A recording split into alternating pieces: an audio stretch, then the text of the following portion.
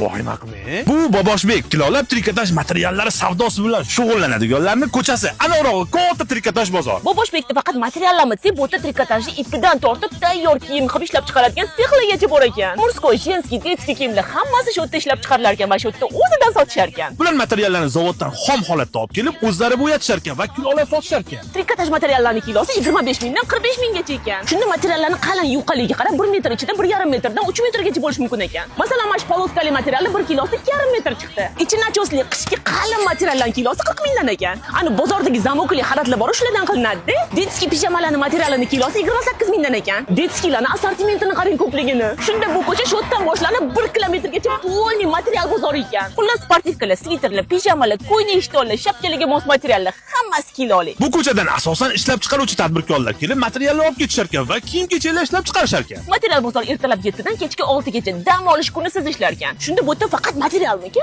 Yo, ichkarida kiyim-kechak bozori ham. Ay, yo'q, yuring boramiz. Optim trikotaj kiyim-kechak bozori bo'lsa haftada 2 kun, chorshanba, yakshanba kunlari sahar soat 3 dan 9:10 gacha ishlar ekan. Shunda bugun bozor ishlamas ekanmi? O'shancha so'rab bilib kelish kerak edi. Qayerdan bilaman?